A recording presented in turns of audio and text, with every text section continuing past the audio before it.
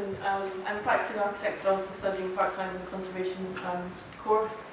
I'm doing a project that we did last semester looking at authenticity, and the question I'm asking and I'm going to look at is whether or not Scotland's new Parliament building is an authentic intervention into Edinburgh's World Heritage Site. I'm going to try and avoid doing a critique of the building, but I would like to look at the heritage and history of various building types, focusing on Edinburgh's Royal Mile, which represent various different types of power within Edinburgh. For instance, the castle at one end of the Royal Mile, which represents military power and royal residence, to the Royal Palace at the other end of the Royal Mile, the College Palace, which was originally an abbey, to St Giles in the centre of the Royal Mile. So just really looking at how what these buildings look like and how they relate to each other physically, but also the less tangible aspects of their historical evolution. And I'm going to use the help of these 10 craftsmen represented in this painting, the 10 crafts at Mary's, partly because as craftsmen they know about building, they would have been familiar with lots of these buildings, and also because there's something about the painting which speaks of an absence of power, the king having just left the building, but the workers still on the ground working away regardless. But just the thought of what they would have thought if they were to leave the forecourt of Holyrood Palace and be presented with the new building of the Parliament, I just thought, to imagine myself seeing that through their eyes was a way into this project. But rather than harshly take them into the current day, I thought take them back to the 12th century, bring them gradually forwards. So looking at the evolution of the Royal Mile from the 12th century with the King David I's royal residence on the left-hand side, the Abbey at the foot of the Royal Mile in Canongate.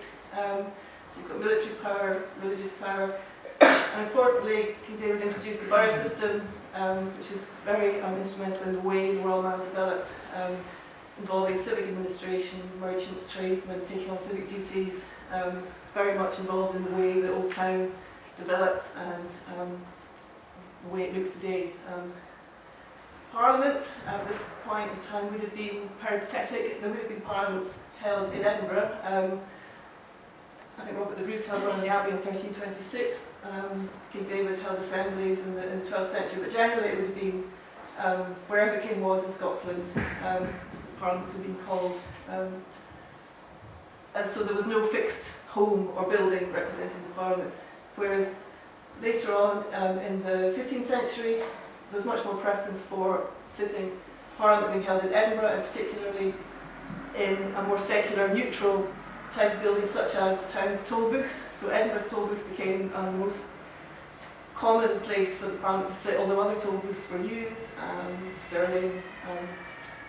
And this slide shows that the St Giles, the toll booth, were being it was kind of a sharing and recycling of spaces. The toll booth also housed the jail, the courthouse. So at this point, the centre of the Royal Mile is becoming a hub of civic administration, but also national administration. The toll booth, of course, gets a bit busy, and they had a new Parliament building was commissioned in 1639, which Eva has very kindly elaborated on, so I don't have to say very much here. The important thing about this, I'll say though, is that there is a civic space introduced here, which is a new thing in terms of architecture at this time. But what you have is you have the castle developing into a more military fortress. The palace has become a palace and is no longer an abbey. And then, of course, you have the union of the parliaments and the union of the crowns, so that the Parliament building having just been built, it becomes redundant. The palace, again, this painting, the black and white windows do seem to represent the king having left. Yet the civic administration in the centre of the town is thriving, going from strength to strength. The merchants they've built themselves, well, there's a new city chambers that is occupied even to this day. This image, I think, shows that the city chambers with its lights on are occupied, working, whereas the castle has become a sheltered monument which is lit from outside at night, and likewise the palace, bathing in sunshine as this kind of preserved piece of the architectural landscape. And I think what's important is that these elements have evolved through time with different uses and different functions, but they've been preserved and looked after, and they have become important markers in the World Heritage Site. and the question is whether the new building fits in with that. I just use this slide just to show that that evolution of buildings and preservation of buildings has been carried out with a whole series of strife, battle, revolution, plague, siege, reformation, and despite all these interruptions and discontinuities, the building work has progressed, and this is my modern equivalent relating to the Parliament version of those historic events. This is essentially kind of a representation of the chaotic process that the Parliament had to negotiate its way through. This is an extract of the evidence for the Holyrood inquiry, and a letter from Peter Anderson of Sutton Warwick, working between Spain and Scotland and suggesting that a good interpreter is appointed who can translate honestly and effectively. So I think what this shows that for all creative act or construction act of construction, you need to negotiate your way through it. You need to negotiate your way through talk, and always have the will to build.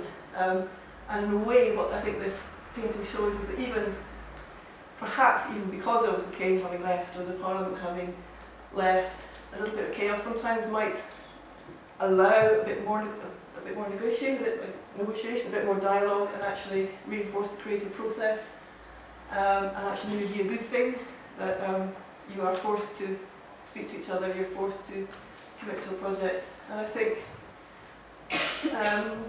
what this shows is that the Parliament sits between the landscape and the city. It sits between the historic castle at one end of the Royal Mile and the historic palace at the other end of the Royal Mile. Whether you like the architecture or you don't like the architecture, I think the 10 craftsmen would have been impressed with its builderliness.